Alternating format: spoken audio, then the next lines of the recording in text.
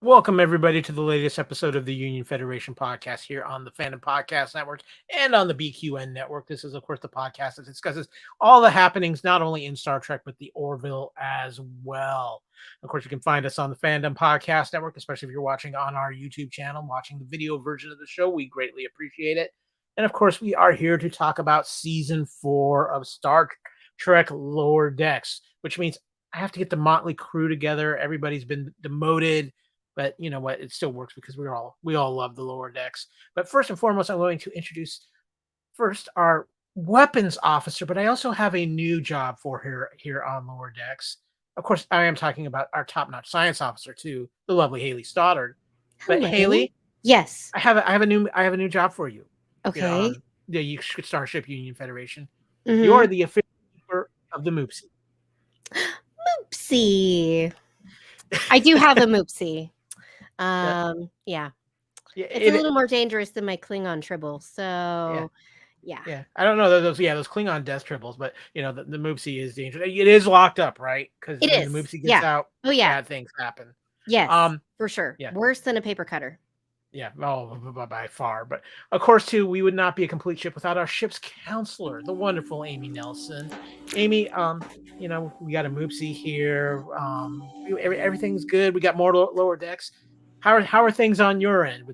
Yeah, very good. I'm just trying to decide, do I want the oil painting or the watercolor of the Enterprise D? Because I am wearing my Enterprise D shirt because, You can always go with the acrylic. The acrylic works too. But, we even have a full crew this week. Back finally from some Section 31 mission or 34 or whatever he wants. But unfortunately, what we didn't tell him, unless he listened to the last podcast already, is for his absence, he was assigned to cleaning the P corner. Or I'm going to give him the option of leftover Moopsy bodies, either or. Of course, my brother from another mother, the co-founder of the Fandom Podcast Network, Mr. Kevin Reitzel. I'm sorry, but I had a quick stop somewhere called the Hump Dungeon. And we played some kill bug drinking game. Insane, dude. What a party, though. Watch out for the pheromones. That's all I'm going to tell you. I did have this weird feeling going on, but then, ran into a really potty mouth Betazoid gift box. I mean, what the hell? Just dangerous. And the holo games, it's all bad. First of all, welcome back, Mr. Reitzel. You have been away doing some Raider nerd traveling and all over Europe, but you were so kind to catch up on lower decks and join us for this episode. Yeah. So funny thing about that, real quick, I was in the UK for 3 weeks with my lovely wife and her mom, and then my wife and I also took a little private trip, just the two of us, to Paris for 3 nights, which was great. But I took my Google Chrome with me because it's easy and compact and it has all my apps and everything in it. I could not get Paramount Plus over there. I don't know if it's because it's a US version or whatever, but I could not watch it over there. So I just kind of put blinders on to any spoilers, and then I just crammed it all when I got back. Got back on Sunday night, and then crammed them in yesterday, and then just finished them today. So what you're saying is you were completely confused by the Moopsy takeover that happened on the internet after episode 2. Yeah, you said something about a Moopsy, and I had no idea what it was, but I remember what you said. You said that Moopsy, quote, has taken over the Star Trek cute factor from Murph. I'm kind of paraphrasing what you said, but I'm pretty sure that's essentially thing. Is that right? Yeah, that's essentially it. You are wrong. Moopsy is a scary, bone-eating, mushy marshmallow, and I'm afraid of it, and does not take over the cute factor of good old Murph. Yeah, I agree with you, Kevin.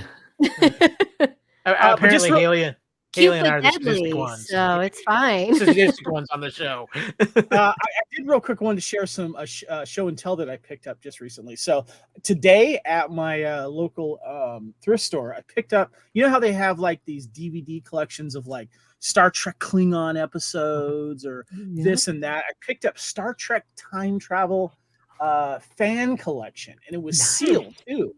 And it's got time travel episodes from the original series. Tomorrow is Yesterday and The City on the Edge of Forever. Next gen episodes, Enterprise. Yesterday's Enterprise. Cause and Effect, love that one. Time Zero 1 and 2, and All Good Things. And then Deep Space Nine, they got Little Green Men, Trials and Tribulations. And then Voyager, they got Year in Hell Part 1 and 2, and the Voyager Endgame episode. Pretty good collection. I thought that was really cool. But more importantly, brand new on the shelves, the Steelbook version of Star Trek Picard. The final season is now out. I picked this up at Best Buy. So Nice. You also have a particular shirt on too, I must say. Oh yes, I picked this up at Forbidden Planet, the biggest geek store in London, and my wife used to work back there in the late 90s and early 2000s when she was living there for a while, and I got the I'm Badgie t-shirt for £10. It was great. Kyle, where's your Star Trek shirt? I've got like my little digital figures on. Yes. Love that. Well, technically I'm wearing a red shirt. So pass. I'll give you a pass on that. Moopsy stays in the cage. Moopsy. I did have a question real quick, guys. So as I was watching these last two recent episodes, remind me, the Vulcan T'Lyn. When did she join the crew again? I'm trying to remember that. I couldn't remember. End of last season. Yeah. I think it was the end of last season, like right at the end of last season. Or second season. Like she was at the beginning. No, she was in the Vulcan Academy in season 2. Yeah. And then she transferred over to Starfleet in season 3. Yeah. Okay. Yeah. I was curious because I was digging her character while I was watching this, but I couldn't remember when she joined the crew. Well, guys, we have a lot to talk about. Real quick, kind of breaking news while we were just starting. It is official. The writer's strike is coming to an end officially at midnight tonight. There's some legal stuff they've got to go through, so it should be all ratified within the next 2 weeks. So we just need to get this actor strike fixed because I need season 3 of Strange New Worlds yesterday. So come on, guys, let's get it together. Yeah. But before we go any farther, guys. Spoiler alert, massive spoilers ahead. We're going to be talking about episodes 3 and 4 of Lower Decks, as well as we're going to give Kevin a chance here real quick to talk a little bit about the first 2 episodes since he just got a chance to watch them. So, Mr. Reitzel, if you will, just give us your brief thoughts on the first 2 episodes of season 4 of Lower Decks. I thought they were okay. I like that we got a Voyager, Easter egg / let's do the Tuvix thing, but let's do it for Lower Decks. I thought that it was okay. I don't know what it is, but seeing the Voyager ship, but also the Voyager music just really took me back. I forgot how good when you're watching the beginning credits of Voyager and the ships flying through all those nebulas and that wonderful opening music of Voyager. I'm glad that they paid tribute to that. And seeing the Voyager ship was good too. But I really can't remember much more than that, to be honest with you. The second episode, I Have No Bones Yet I Must Flee. I like that everyone finally got promoted. It's about darn time. And I'm also noticing too that the number 1, what's his name? I'm forgetting his name. The one that's Jerry O'Connell's character. Yeah, Jerry O'Connell's character. I like how Jack Ransom. Yes, thank you. I like how we're actually getting some character development from that character instead of just being this self-absorbed, I got to work out, that type of thing. And I like how he's like testing Mariner, and we get a little bit of that in that, through this series. And I like that aspect that he's challenging Mariner, and he's like, I'm not going to let you get to me to where I have to keep demoting you, because he's kind of calling her out on her crap. And so I kind of like that is something that's going through this season as well. Interesting that kind of I felt like it was a 2001, or we've seen other science fiction films where they have that big belt that people live on. Yeah. That was really cool, and how that kind of designed. And then, of course, you had Boimler learn command with the help, of course, their Vulcan friend and stuff like that. So that was my takeaway from the first 2 episodes. Now, you just talked about the last 2. Did I? All right. Getting them all mixed up here. It's all right. Now, you have, So wait, hold on. The second one is the one with Moopsy, right? Yeah, correct. That's right. Where they're in the. Now, Kevin, I brought this up last episode when we were talking about the second episode. I have no balloons just yet. I must flee. In this menagerie, we had the two humans. They missed the golden opportunity because it should have been Ed and Kelly. It's true. Yeah. Like I marathoned all of these, so forgive me for stepping on some toes here. But like I said, I could not watch these when I was over there. Just it wouldn't take my my darn plus over there, Paramount Plus. So, but I'm caught up now. Yeah, I couldn't watch it when I was over there either. What did you take with you to try to watch, or did you just try to sign in somewhere? How did you do? Well, I had my iPhone, which I can watch on my phone when I'm over here, but I could not access my Paramount Plus. I was in the geofencing. Yeah. There's a couple other apps I couldn't do as well. They're like, nope. But it was great though. I was like watching the Disney Plus over there, because if you have Disney Plus, they will convert it to the Disney Plus version over there, and they had movies and stuff that, like, I was kind of sad that Ray Stevenson had passed away recently, and he's been really killing it on the new season of Ahsoka. And I was like, wow, I want to watch that Punisher movie he did. And it's on Disney Plus, which is like the most ultra-violent Punisher movie ever. And I'm like, all right, woo! The Stars Channel on Disney Plus in European edition. But yeah. Okay, guys, we are going to talk about episodes 3 and 4, even though Kevin already talked about them a little bit. We appreciate that. I mean, Kevin is still suffering from a little bit of jet lag, folks. So I am. I literally just got in the other day. So with that, guys, we are going to transport into our first away mission.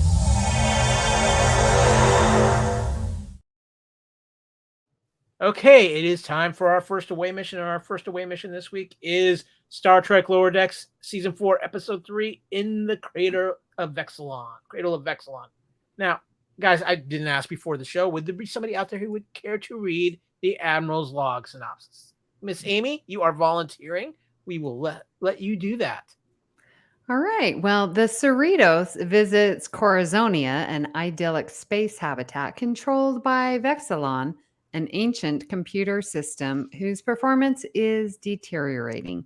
Freeman's attempts to repair Vexilon cause it to shut down, creating chaos in Corazonia's ecosystem.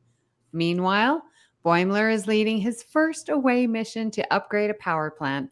He struggles to trust his subordinates and insists on doing all the work himself. When Freeman needs the plant reactivated, T'Lyn persuades Boimler to trust his ensigns.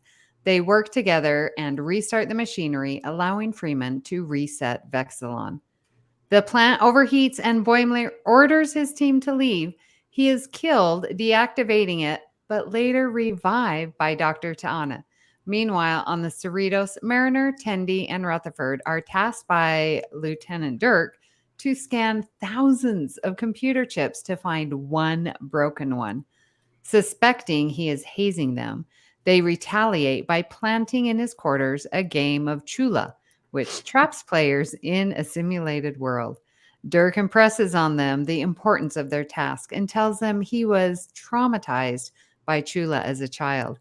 Convinced Dirk is not hazing them, Mariner distracts him while Rutherford removes the game from his quarters and Tendi finds the broken chip. Later, Dirk and Ransom celebrate their successful hazing. Okay, guys, first reactions to this episode. Kevin, you kind of opened up the door a little bit on this. It's fairly fresh in your memory, so... Yeah. Okay. So first of all, what is it with the Lower Decks crew coming up against computers all the time that stuff goes wrong?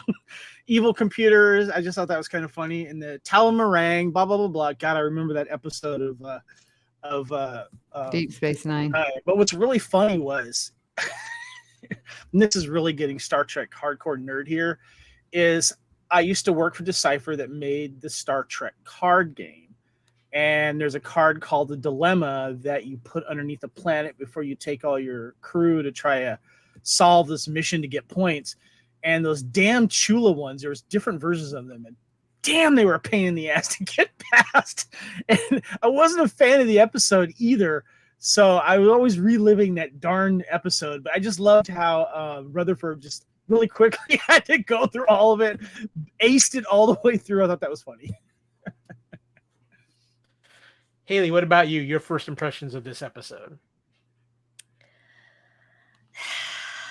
Yeah. So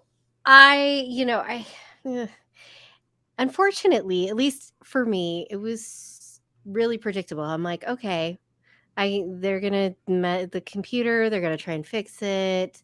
It's gonna go really, really wrong, really, really bad.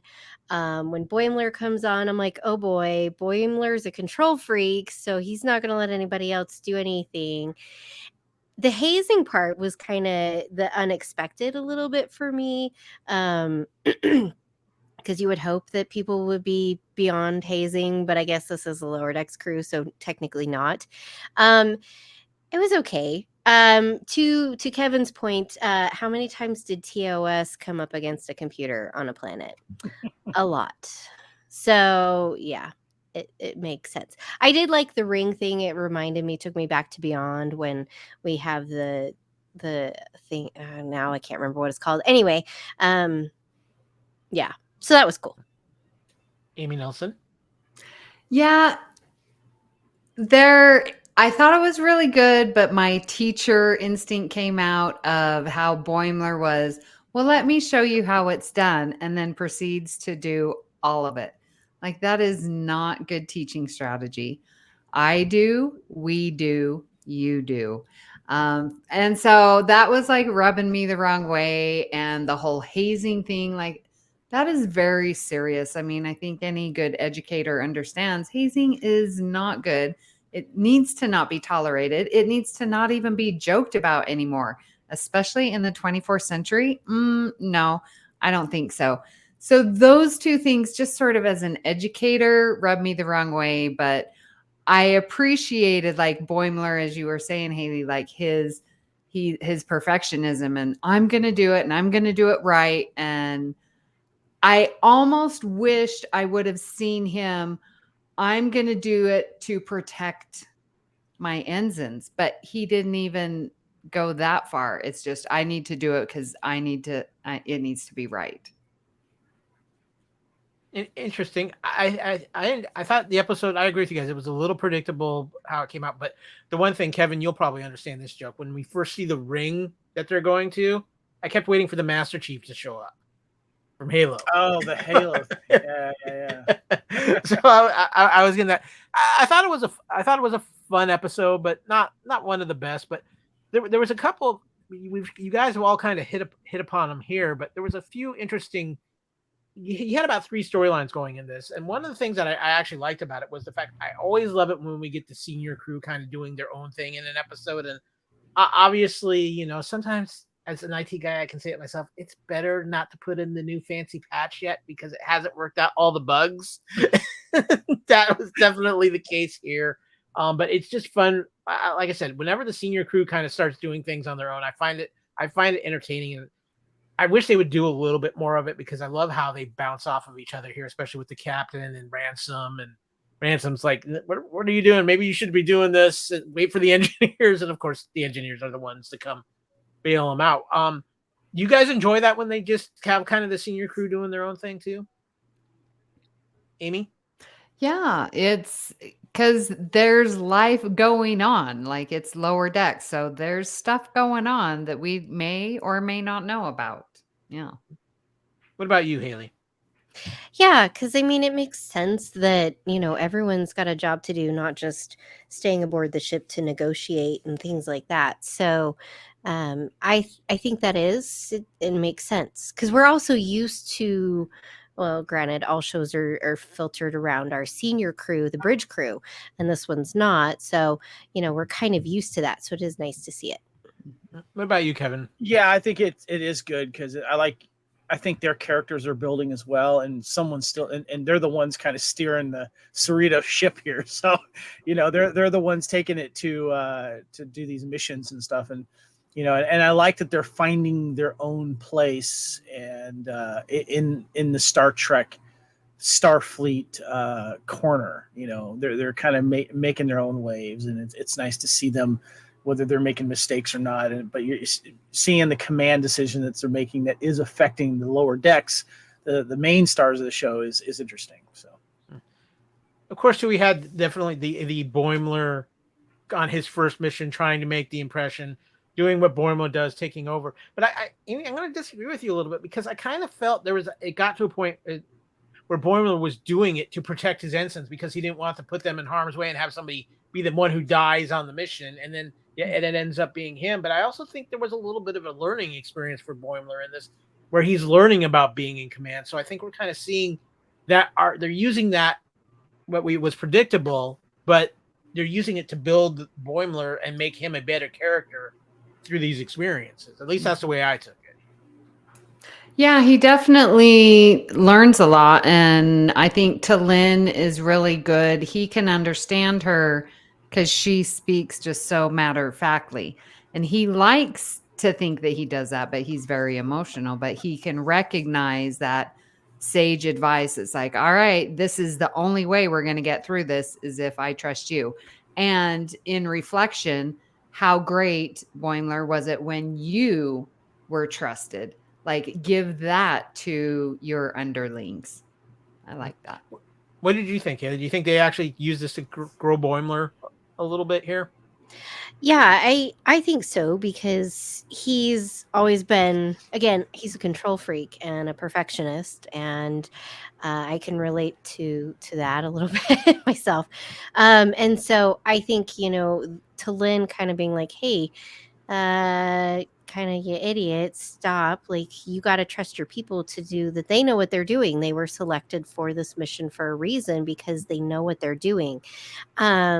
And I would agree. I think, at first it was hard for him, and he kind of did learn to trust them, and was trying to protect them. But he also still has a lot of growth to do in learning that he can give up control, and he can have, be in charge and delegate. And that's a really hard thing for a lot of people to do, is be able to delegate. And it's a matter of trusting your people, knowing that, they are on the ship for a reason. I did like his aspect of, like, when he was talking to Talin of, just a week ago, I was an ensign with these guys, and now I'm supposed to order them around. And maybe, they're going to have some kind of grudge, or think that, hey, I don't have to listen to him, kind of thing. And I really like that, because we don't see that in Starfleet very often, of like, hey, we were on the same level and now we're not. And now I have to give you orders. And that internal struggle of, are they going to listen to me, or are they just going to blow me off, kind of thing. It'll be Kevin, interesting what about to see where it grows from here. Kevin, what about you? I mean, I think you and I definitely could get need some of that elixir that the doctor made up that brought Boimler back to life. But I really think it was a good character development for Boimler. Yes, but only because the character development of Talin has really kind of shot up the stratosphere, so to speak, in this new series, this new season, because I feel like Talin is not, as one of you guys mentioned, the voice of reason, but also the voice of the fan observations. Talin spoke to Amy as a teacher. For me, Talin kind of spoke as that friend that you need that opinion on to help out and kind of maybe point out maybe what you're doing wrong, or a parent or something like that. And she's also saying stuff that not all Starfleet fellow cadets might say, and being very matter of fact about it, but not in like necessarily a condescending way that we might expect from other Romulans or Vulcans and stuff like that. And seems very level-headed, and is observing a lot and soaking in and talking about it. But I really was enjoying kind of how she was observing the behavior of Boimler, and yet expressing how he could do things better, but not in a condescending way. And I think that's one of the biggest challenges as a parent or as a teacher, as you know, Amy, of trying to convey a helpful way to do something right or to do it better without making them feel bad about themselves. And especially nowadays in social media and wokeness and all this kind of stuff, and you're on eggshells trying not to offend anyone. offend anyone, that type of thing. So I liked how that character is coming along and was able to help them more. Lastly, guys, we talked about it too, the kind of the hazing plot line that they had going on with this. But the one thing that at least made me happy about this was it gave us the great Nolan North, who is a voice actor I truly love. He voices Nathan Drake in the Uncharted video game series, being the Betazoid gift box. We need more of the Betazoid gift box in this season of Lower Decks. Amy, I get everything that you're coming from about this, but I also thought this was a little bit fun here because you see kind of the Lower Decks get they're always the one kind of making the pranks and doing this stuff, and you kind of see it get turned on them a little bit, and you really see the senior crew get one over on them one time. Usually their jokes tend to backfire on them. So I in that aspect of it, I found it a little fun, but yeah, I know, and I will be the contrarian, but the fact that they really were hazing, that's the worst part. The fact that like Tindy thought that they were being hazed, I can laugh at that. Ha ha ha ha. But then the very end, oh yeah, we were hazing them. That's when they lost me. I'm like, no, that should not be a normal thing. And I know I'm taking it way above and beyond. I know I laugh at Lower Decks. I get it. But I'm just also saying this is true as well. Haylee, any thoughts? I can definitely see where Amy's coming from. I mean, being parent of a kid and working in mental health, I can definitely see it, and it's definitely not okay. But I can also see why they did this. Kind of, hey, you're new, and we're going to give you this task of, really we could give it to ensigns, but we're going to give it to you, and isn't that kind of funny?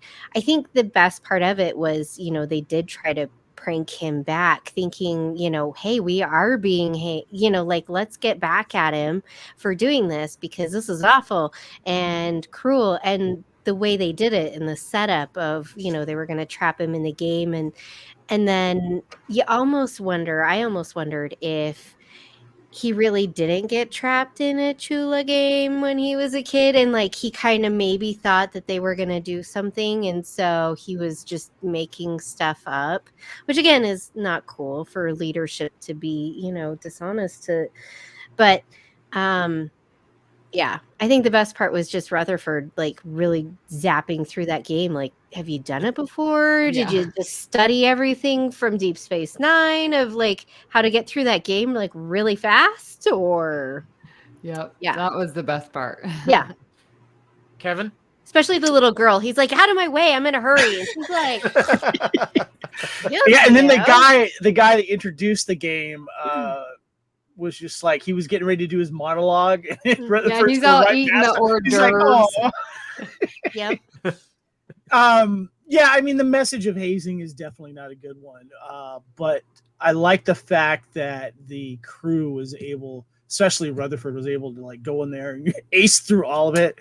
And remind me correctly, but did this particular Betazoid gift box, did it actually provide any gift in it? In the original TNG episode where it spit out all the jewels or whatever it was? Or was it just a foul-mouthed version of one? Foul-mouthed version, pretty much. What do you expect from Lower Decks? Come on now. I loved it. Foul-mouthed Betazoid gift box. That's great. But I liked how even Tendi just blew through all those chips. She was able to, and this just proves one thing why even though it was a matter of time when they all got promoted, but they all got promoted before he did, if I remember correctly. Because he was about to get that pip, but then, Rutherford got it taken away from him, and then he got it first. So, Yep. So, yeah. Well, with that, guys, I got a little Star Trek trivia, so let's warp into that.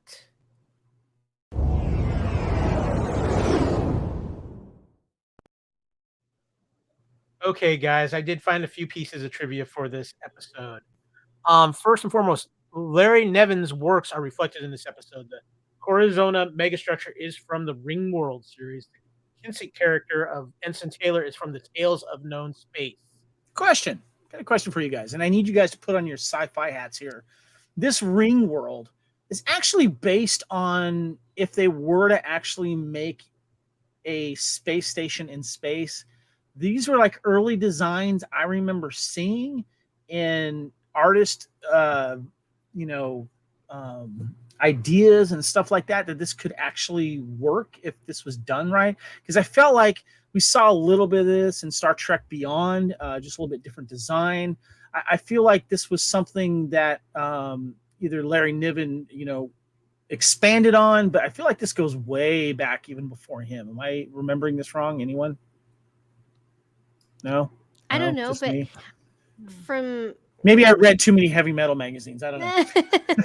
I think, the concept is really, really quite fascinating. It's really interesting, of like having this ring system. But my one thing is, and much like the one that this station, now I can't remember what it is from Beyond. I can't remember what it's called. Anyway, do you remember, Amy? Yeah, it's not the Dyson, but it's no, it's I know. something. Anyway, Yeah. we're being really bad Trekkies right now. But anyway, the fact that you have this thing, I mean, it's really cool concept wise, but the physics and the engineering of it is really, really okay. Because it moves, right? And then it's also each section has to have its own gravity because you got some that are upside down. Do the people know they're upside down? How do you change the effects of like the blood rushing to your head? And anyway, so it's really cool, but I don't know. I've seen this Early somewhere. ones, yeah. I know I'm not dreaming. Yeah. This. I've seen this concept of a ring world somewhere. I just can't remember what it is off the top. Okay. I don't know where that is, but I also get that feeling. And I thought that the rings were to create gravity because you just can't put something out there, that you need to have the spinning motion that's going to create the gravity. And it was Yorktown in Beyond. Yes. Yes, that's that's the one. Yeah, well, we were not going to get it. You might be thinking of Star Wars Mandalorian because there was a big ring satellite in that as well. I just did a Google search for futuristic ring world space station, and these are all images I've seen in one way or another. It's been done before, and there's been concepts of like space hotels and how there's this ring world and then it slowly turns. And if you just do a search for it, you'll see what I'm talking about. And I feel like, I've seen a lot of these in science fiction books. Heavy metal did a lot of science fiction as well. I grew up reading that. I know I've seen a lot of this before, and I liked how they used that concept in this episode. Yeah, no, it's a very popular science fiction concept. So, but I got a couple other pieces of trivia. Some of the artifacts in the cargo bay: a Vulcan Lipra blades first seen in a muck time in 1967. The Nomad probe from the Changeling, 1967. The dome that held Sargon's consciousness from Return to Tomorrow in 1968. The Betazoid gift box from Haven, 1987. The probe built by Catan from the Inner Light in 1992. Wadi virtual reality game from Move Along Home in 93. And a Klingon bat'leth. It could be the Sword of Kahless from the Sword of Kahless in 1995. Although the design isn't quite right. So remind me, was it the Betazoid gift box that got hit by the Inner Light probe? I think so. And then said something about I miss my wife or something. Yeah. I remember that. Yeah. Why am I here? And I couldn't remember because it's been a while since I've watched Lower Decks, and when I marathoned all these, the Star Trek space probe whale probe thing is in the credits. Has that always been there? No, it's what they added this year to that scene. Every year they've added a different ship to that scene. Even the music and the sound from Star Trek for The Voyage Home from that probe is used briefly in that scene. If you listen to it carefully, you can hear the whatever it is, but yeah. Okay, cool. Okay, guys, with that, let's warp into away mission number 2 and cover the next episode.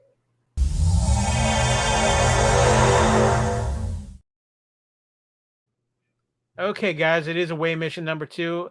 The next episode of Star Trek Lower Decks, something borrowed, something green. Guys, all I'm going to say is Orion is the place to be.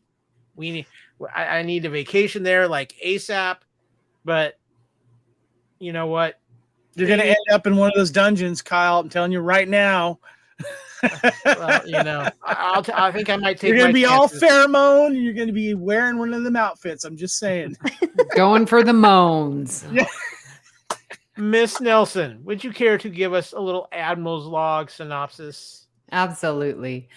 After an Orion supply ship is assaulted by the same unknown vessel from previous episodes, Starfleet pressures the reluctant Lieutenant Tendi into attending her sister to Erica's wedding to demonstrate interstellar goodwill. Mariner and T'Lyn accompany her to Orion, where the Tendi family is one of the most rich, powerful, and feared on the planet, as they are carried around on platters. The bride has been kidnapped, and it's Tendi's customary responsibility to rescue her. They track to Erica to an abandoned spaceship yard where Tendi confesses that she was trained to be an elite assassin before running away to join Starfleet. To Erica, who staged her own kidnapping, ambushes Tendi in revenge for abandoning her. The sisters reconcile, and the wedding occurs as planned. On the Cerritos, Boimler and Rutherford have become annoyingly close as roommates, but argue over watering their bonsai tree. Their conflict continues on the holodeck when they both appear as Mark Twain, but they resolve their disagreement by acting in character. They recommend the same holodeck activity when Captain Freeman and an aggressive Chalnoth captain fail to negotiate, but it devolves into a brawl. The Chalnoth expresses curiosity about the bonsai. When he is brought to see it, he immediately eats the tree. Suddenly content, he is now willing to reach an agreement with Freeman. Okay, guys, initial reactions to this episode. I'm just gonna say I thought this episode was so much fun. I loved everything with Orion. I thought this was one of the better episodes of this season we've gotten of Lower Decks. But Haylee, are you ready to go to Orion? So long as people call me mistress. Yes. Oh yeah. And I'm not discussing why. So how did you enjoy this episode? I think of the two, this one was the better of the two. It was nice to kind of, because this is the first time we've gone to Orion. And so it was nice to kind of get this backstory. It was nice to see this stuff unfold and Mariner's just like, what? Seriously? Like, okay, I had a little bit of knowledge and I kind of maybe had some suspicions, but like Tendi is like way more badass than anybody had thought, and it's interesting. I think she has it in her, but she's chose to be this nerdy science geek instead. And I love that duality to Tendi, and I think that's super wonderful. I think one of the greatest parts was T'Lyn being like, whoops, sorry, I lost my report. Oh, well, I guess that's, another time. So I really liked this, bonding experience. So definitely I think of the two, I like this episode a lot better. And who doesn't love people pretending to talk in a Southern accent like Mark Twain? That was great. Amy, I for some reason, just because I know you're being a teacher, the Mark Twain stuff just kind of popped. I'm like, I'm wondering how Amy's enjoying this literary history, Lower Deck style. Well, it was fun to see, and I of course got TNG vibes, but again, this is the one part that it fell apart for me. Like, I understand, like, Freeman would understand a Mark Twain and like how he would talk and the accent. this Chalnuth, how does he know Mark Twain or anything about the culture? So that part broke down for me. And then with the whole bonsai tree, that was the weakest part of it. But I absolutely loved girls trip and then the boys working together. Like I don't think we've seen, well, maybe there's been one before, like the girls had their little sleepover party.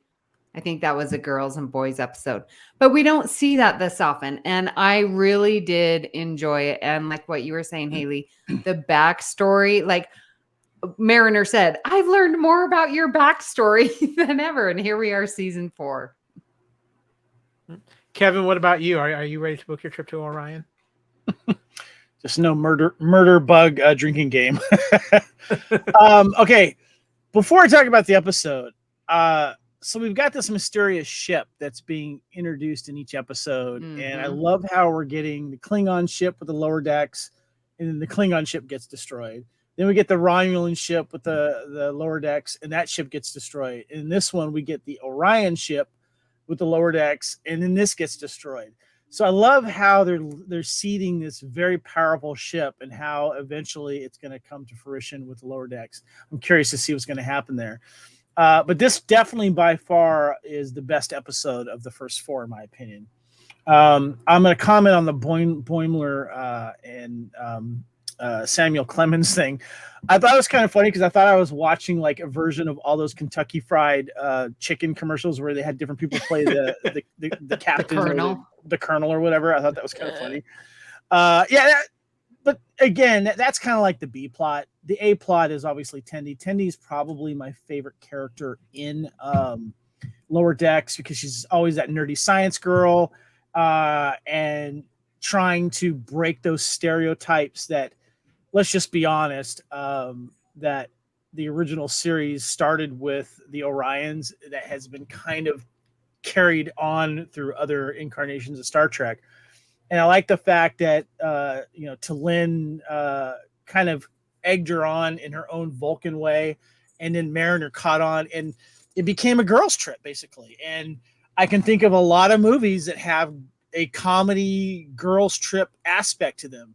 And you could throw, like, there's a movie called Girls Trip that's very funny. And then also movies like The Bridesmaids. And also I watched 4 movies on the way back from my plane from the UK. And one of them was called Joyride, about these Asian American girlfriends that leave the States to go to China and Korea, because one of them wants to find their birth mother. A bunch of shenanigans happened. So this basically was a girls' trip. And I thought that was cool that they're learning more about Tendi. And then we as fans learn more about the Orions and their culture in very funny ways. And just this, I love how not only is we're learning about Tendi and how badass she is, but little things that cracked me up, like Mariner getting stabbed 3 times in the same place. But the first time she gets stabbed, the knife comes out and it goes into a jar full of other bloody knives. And I thought little details like that I thought was great. The murder bug thing with the drinking game was great. The men that get caught in the pheromones and that type of thing. I just thought that was great. And how she makes that off comment, like, oh, we're going to have to wear our belly dance outfits.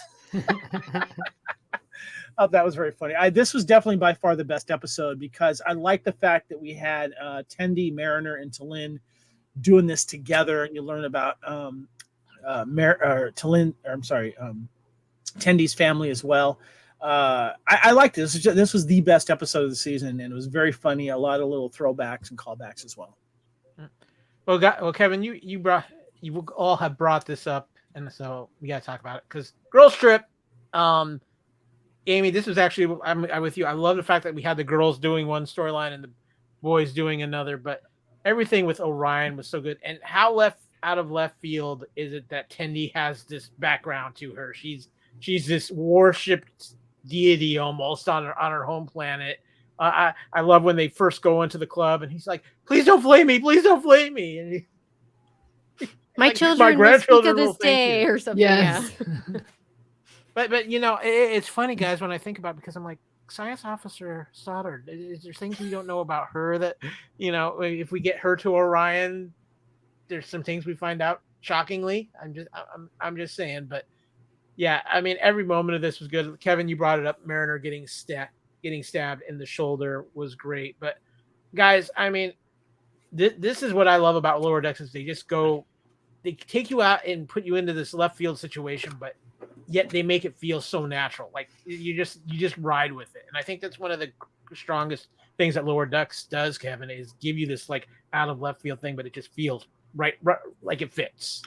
They're really filling in the gaps of what we've learned as Star Trek fans watching the other TV series, where they're answering questions and filling out the world that we already know. But there's still these other little questions we've always had as fans when something was mentioned. And even though we've seen maybe it before, but we're seeing it in a different light. And that's what I love about Lower Decks. And it's also very funny. And it's just, I'm finding it a very clever show for that reason. And I'm captivated every time I watch an episode. Now, too, we got to see a lot about Tendy's family in this and their position. Interesting note, Tendy's sister was voiced by Ariel Winter from Modern Family fame.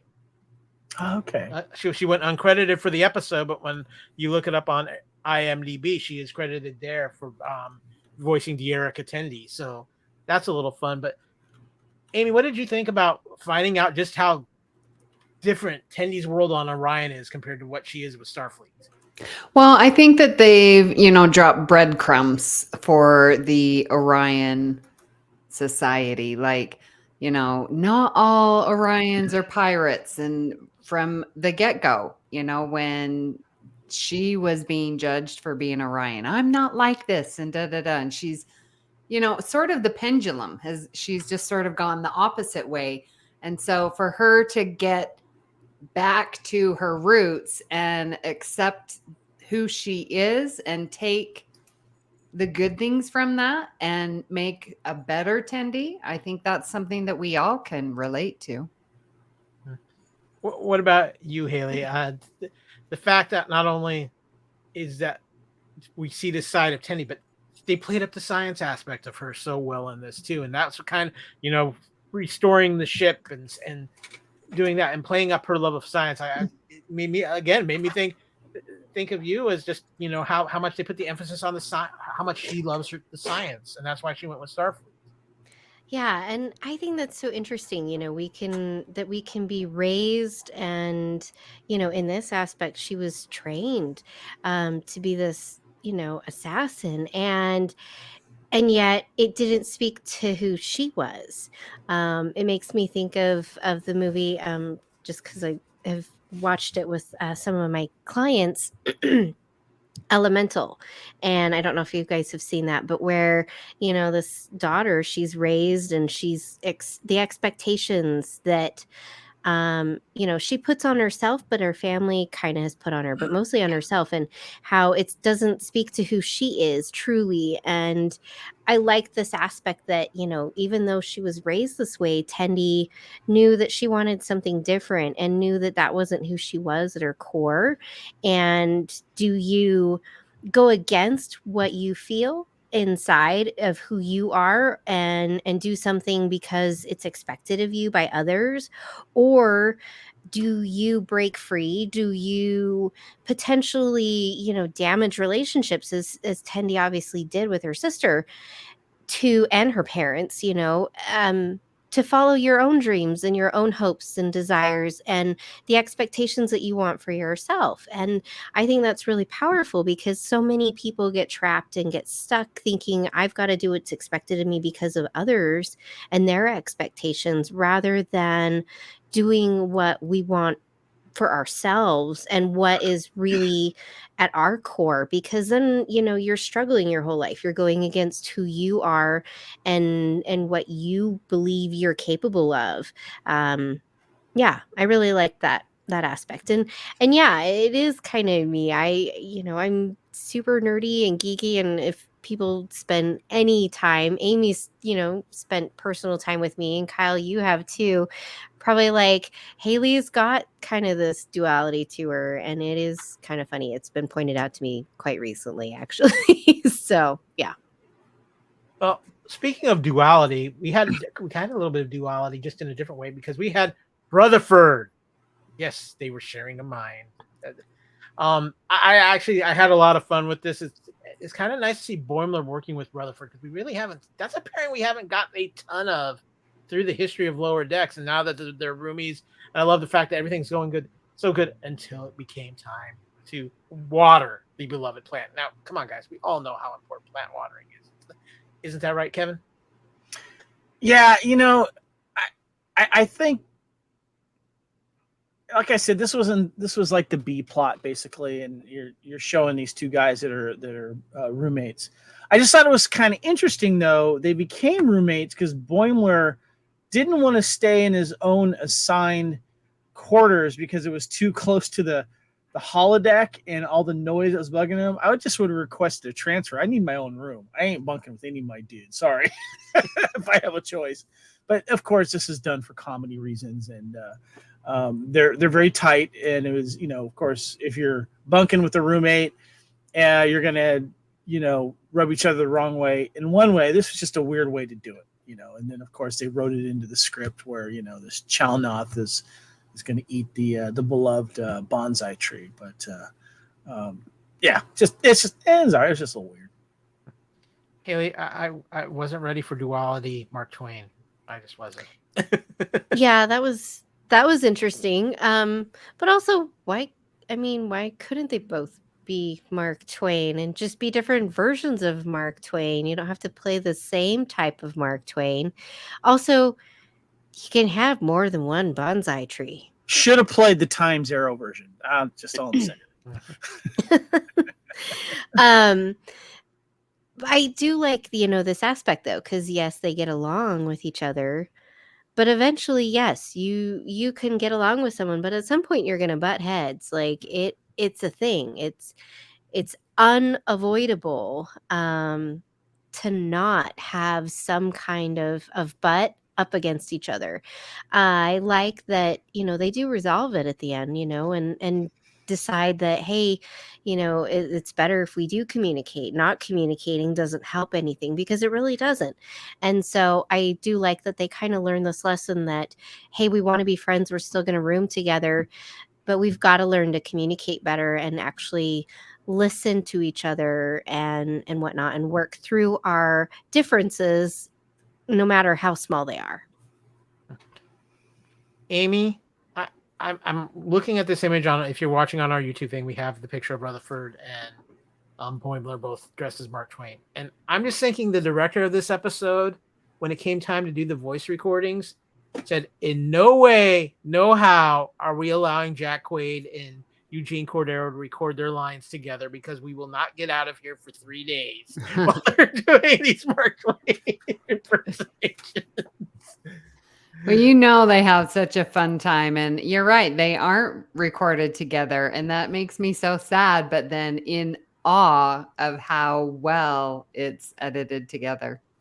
Yeah, I thought this is incredibly fun. I was definitely not expecting this, and then to have it carry over to solving their particular problem this week. This is just typical Lower Decks, just going bonkers and just not even think, oh, Boimler and Rutherford have a solution. We're going to dress everybody up as Mark Twain. No, Kirk doesn't allow that to happen. Picard doesn't allow that to happen. Janeway doesn't allow that to happen. Heck, even hologram Janeway on Prodigy doesn't allow that one. But it's fun. It was a Lower Decks thing, and I enjoyed this B plot for what it was. But the best part of the episode was when they all come back and you see how jealous the guys actually are of the girls when they hear about, oh yeah, you just went to that planet that nobody knows anything about the culture and had this wonderful experience. But there was one moment too, and I want to get all your guys' opinion on this real quick, that I really liked in this episode, and it was when they are flying back to the wedding and they're trying to keep the ship up, and T'Lyn, who has been a great addition to the cast this season, says it wouldn't be ethical to record record all this information when it wasn't allowed for by the person. And I really loved that little moment, because I think it really solidified T'Lyn as part of the group in this, to have that moment. Amy, I see you shaking your head. You're in agreement with me? Yeah, these past 2 episodes, she's definitely proven to be a valued crew member and a fifth wheel to our 4, and I'm very happy to have her. Kevin, you were talking about Talin in last episode, but I love this moment. The respect it showed for her fellow crewmates, even though there's this huge Vulcan thing of like nobody knows about Orion, and yet she just throws it out the window because it would be the ethical, logical thing to do. Girl trip code. Yeah, that's basically what that was, and I thought that was really cool, and it makes their friendship a lot better. But can I just backtrack real quick? I wanted to say something about the Twain thing. Yeah. Kyle, are you a fan of Saturday Night Live? Oh yes, big fan of Saturday Night Live. I'm not gonna talk about the skit in detail. I'm gonna let you guys, if you don't know, just Google it. But there's a very famous episode over the last 10 years, 15 years called Colonel Angus on Saturday Night Live. And that's all I thought about when they were trying to do the Colonel voice. And I'm just going to leave it at that. Yeah, I know where you're going. Yeah. Go watch these on YouTube. Yeah. I couldn't get out of my head. Sorry. Had to say something. Had to be that guy. What about you, Haylee, though? Did Talin solidify herself as part of the group now? I definitely think so. I think, she's definitely fun. And I'm always, the Vulcans. I mean, I like Vulcans. So I like that she's kind of this voice of reason for everybody because she's steady and everyone else is very up and down and emotional, and I like that she kind of brings this voice of reason to our group of characters that we've been watching, so that's really nice to see. I do have to say if guys knew what happened on girls trips, they should totally be jealous. I'm sure Amy can completely attest and agree with me. We're not going to go there because sorry, you don't get to know the ends, but girls trips are always the best. Always. I do have a question for Amy. Have you seen anyone do a Tendi cosplay? Oh yeah. Yeah? Yeah. STLV. There was, yeah. Okay. I have a friend that asked me for wig advice because she was doing a Tendi and she's like, I need help finding a wig. And I found one. She's like, oh my gosh, this is perfect. How do you? I want you to be on the lookout, take some pictures of that next time, and also maybe a Talin cosplay as well, because I was thinking that would be a fun costume to see someone do. Yeah. Especially this episode version, that'd be fun. I honestly, from what I see out there, I think people are having the most fun these days doing Lower Decks cosplay. Yeah. Seeing like you have one, Amy, seeing those uniforms on real humans, they're sharp. They look really cool. Mm-hmm. They are a good uniform. They're comfortable. They're bright. It's not the muted. They shout at you. This is Star Trek Lower Decks. Yeah. Well, guys, real quick, I have a couple of trivia notes from this episode.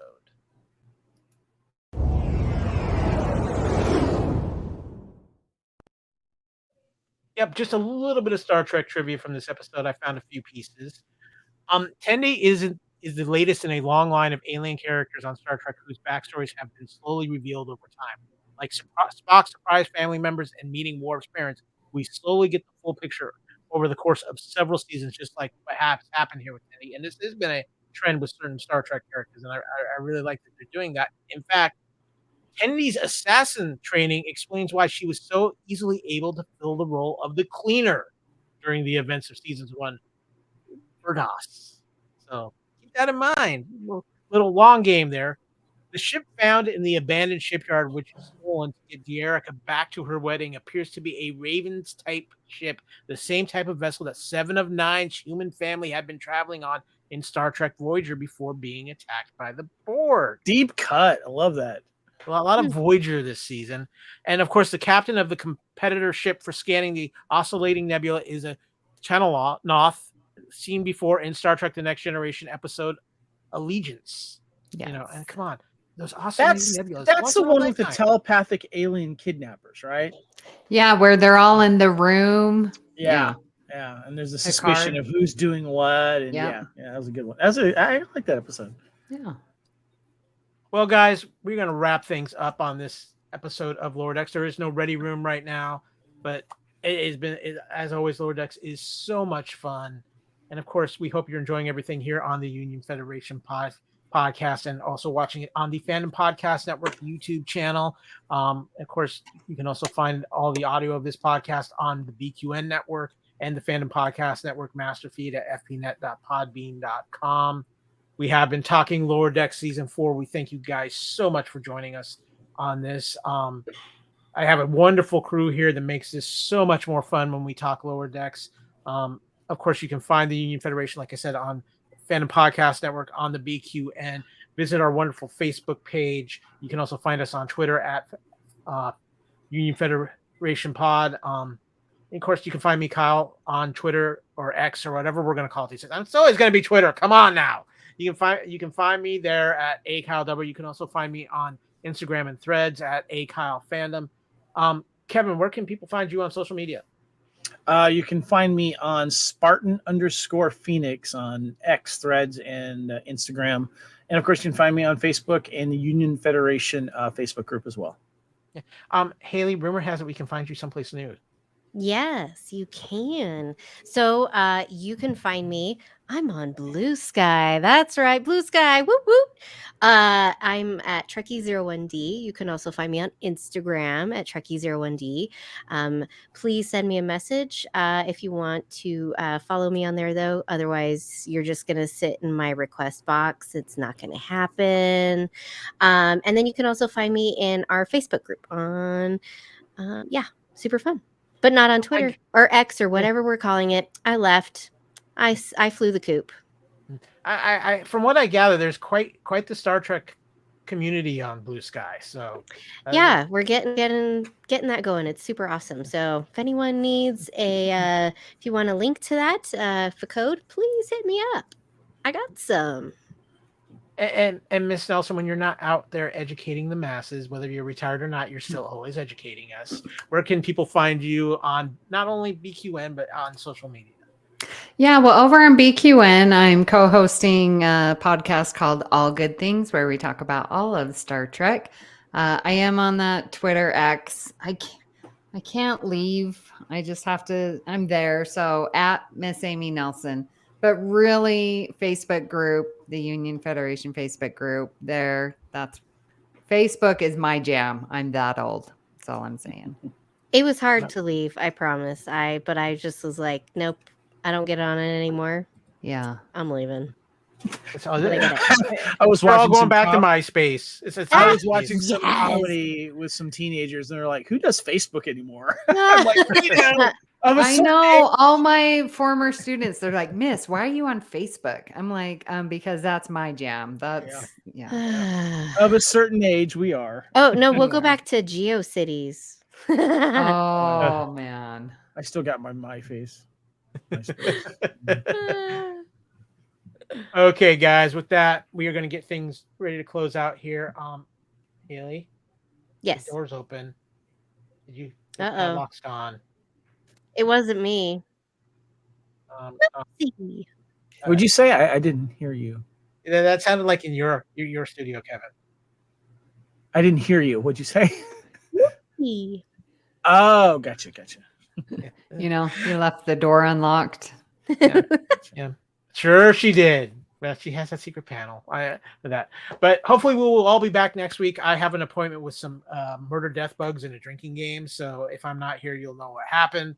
Otherwise, we'll survive Moopsy, and we'll be back in 2 weeks' time to cover the next 2 episodes of Star Trek Lower Decks. Until then, thank you to the wonderful crew of the Union Federation. Thank you to all of our wonderful viewers and listeners. And for now, alien frequencies are now closed.